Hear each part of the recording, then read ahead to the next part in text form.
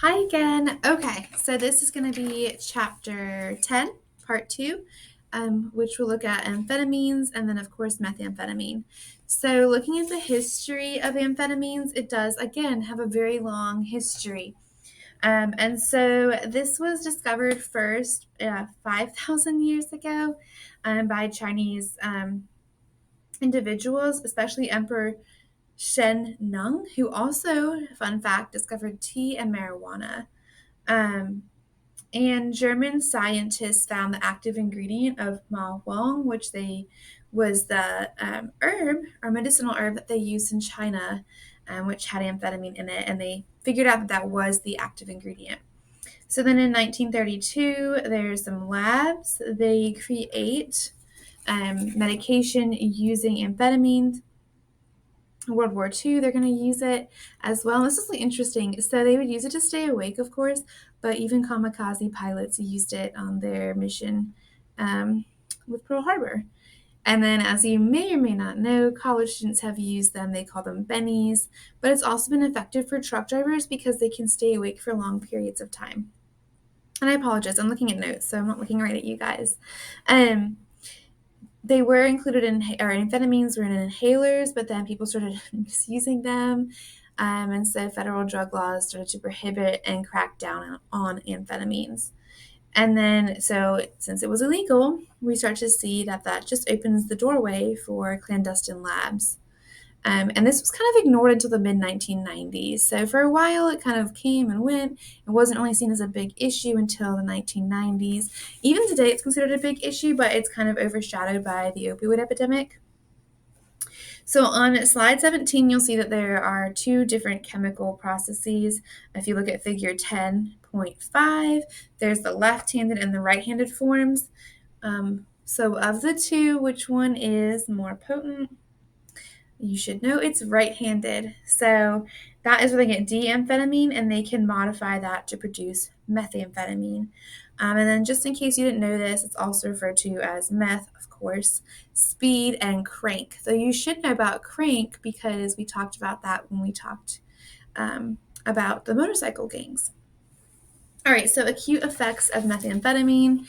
So right away, it's going to resemble cocaine, only it's going to last much longer. So it's going to last anywhere from 8 to 24 hours within the body. And it's going to create fast heart rate, faster breathing, increased body temperature, so you might feel warmer, and elevated blood pressure. You might feel euphoric, invincible, able to concentrate. You'll feel energetic and alert.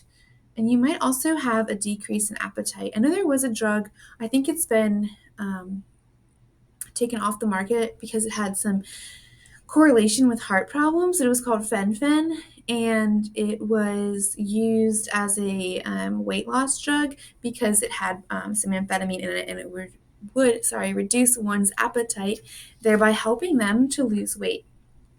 Now, when we look at the negative consequences, they're going to be a little extreme. So they're going to include convulsions, chest pain, and even stroke. Quite serious. Chronic effects, again, formication, which you should know from the first part of this chapter. People talk about bugs crawling on the skin.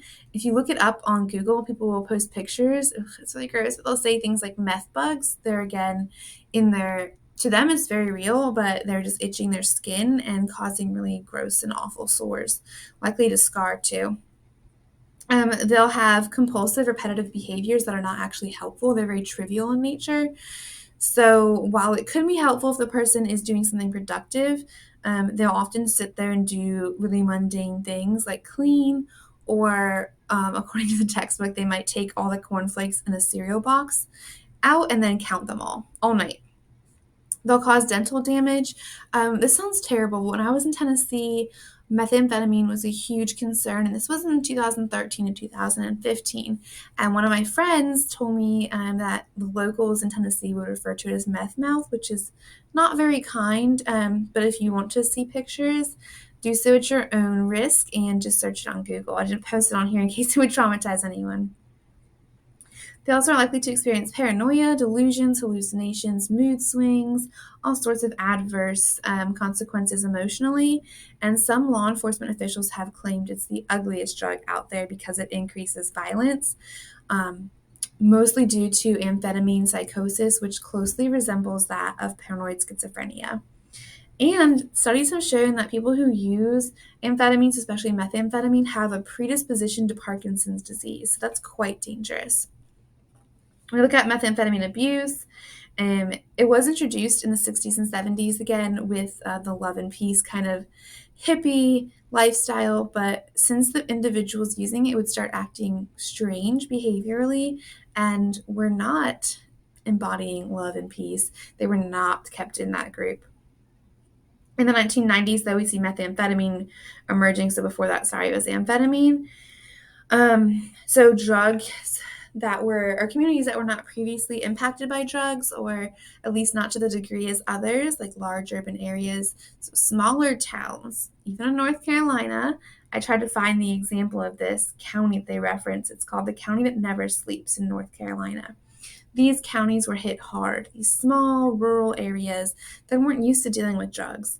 And in particular, this one um, was said to be the county that never sleeps because so many people were abusing methamphetamine. And as you can know, one of the worst consequences if somebody is producing it in a clandestine lab is the fact that it has a high potential for a meth fire. And then law enforcement officials started to catch on and started to conduct raids to obviously stop the production of methamphetamine and curb the sale and distribution of this drug. In 2005, there was a study conducted, so again, it's quite dated, but they asked sheriffs about drugs, and 58% of sheriffs believe that it was that meth in particular was the number one drug problem in the US. Among the counties that were surveyed, they found that 1 in 5 inmates were incarcerated due to meth-related crimes in about half of the counties surveyed, but in 17% of the counties, they found that it actually more than half of the inmates there were incarcerated solely for crimes related to methamphetamine use. So looking at it continued, we do see that there was a really negative effect on children in that a lot of parents who maybe beforehand would have been doting and affectionate became so obsessed with methamphetamine that they kind of became neglectful towards the children. It also produces toxic materials into the atmosphere via soil, rivers, and streams, and so it can harm the environment and people, of course, through those mechanisms. In 2005, I think we mentioned this before, but federally there was the Combat Methamphetamine Epidemic Act, and it is going to reduce the amount of precursors used for meth creation and distribution. So you should know that that is going to be pseudoephedrine. And so we can usually find that in cough syrup, which we've talked about.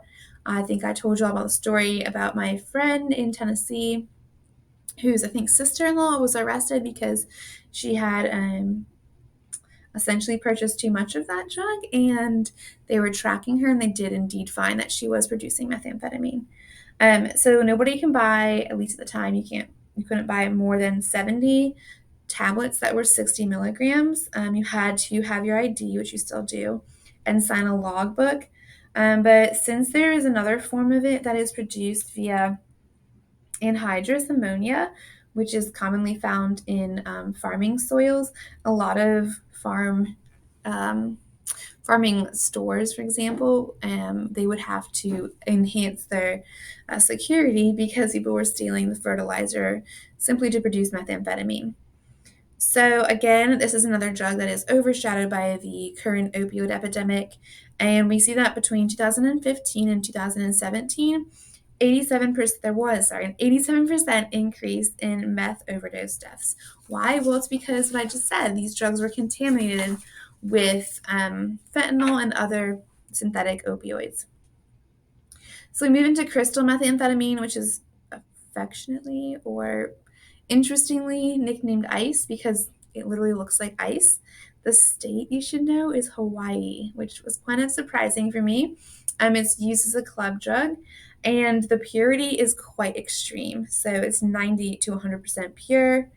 And if one person, for example, wanted to use this type of meth and they had an effective administrative route, so via different mechanisms of ingesting this, right, they could actually become hooked quite quickly. So, whenever I think of the purity rates, I always think back to Breaking Bad and Heisenberg. But nonetheless, there are mechanisms to treat methamphetamine abuse. So, first, they have to experience the crash, which is not going to be fun. They're going to be very depressed. They're going to be hungry, agitated, and they'll have a lot of anxiety. This will typically emerge 1 to 4 hours after stopping abuse. They have to wait until they have total abstinence, though, which can take anywhere from 6 to 16 weeks before they can enter treatment. Again, there's inpatient and outpatient programming. And of the drug treatment centers, 1 in 12 individuals who are seeking treatment for drug use are there for methamphetamine, which sounds like a lot, but actually the text contends that most people who abuse meth never seek treatment because they think they can, in quotes, manage it on their own.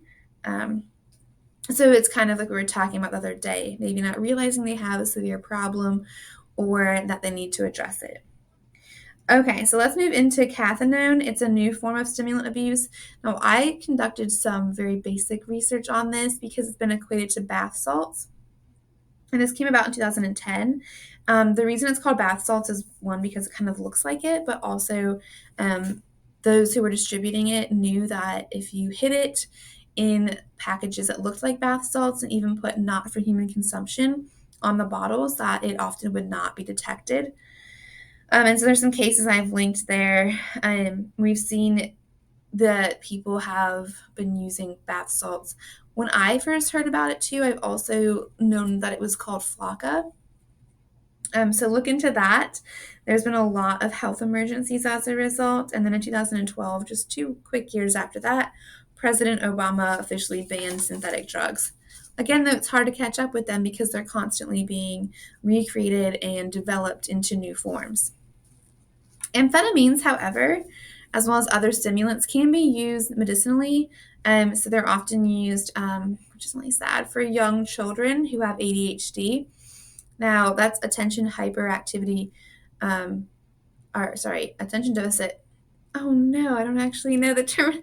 Hang on, I found out really quickly, guys. But I should let you know. It is attention deficit hyperactivity disorder. I thought I had backwards. So the text asks a question. They say, is there evidence of hyperactivity? No, there's really not. It's usually people who can't pay attention, though. And unfortunately, a lot of children are being prescribed medication for ADHD.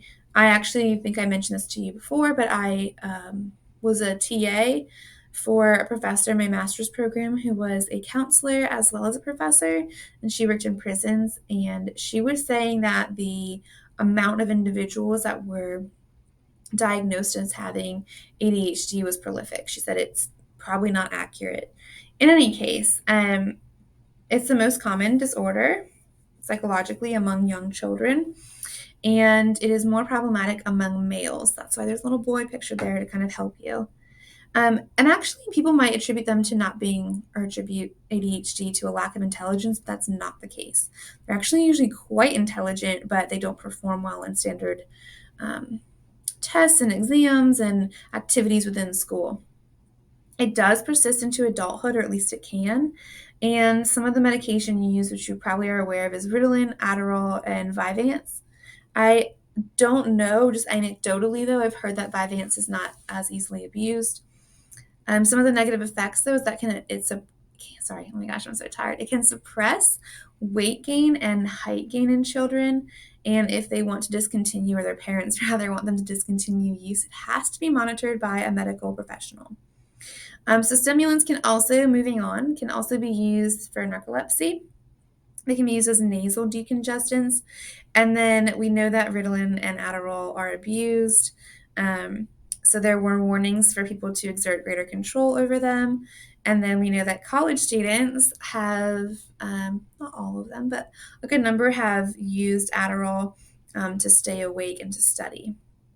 But I'm not picking on college students because if you skip to the 27th, which I believe is the last, the very last slide, you can see that it has also others, not just Ritalin but or Adderall, but other stimulants have been referred to as professor's little helper because just like college students, professors are often under an overwhelming amount of stress to produce, to teach well, and to publish or perish.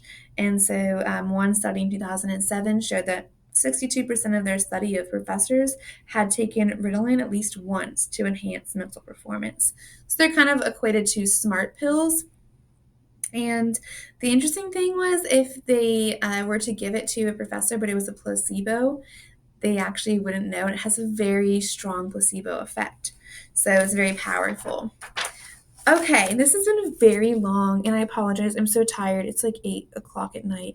So I apologize if I said anything that doesn't make sense. You can email me, check in the book. I'll try to post interesting videos and or case studies that coincide with this topic. All right, have a good day, you all. Bye.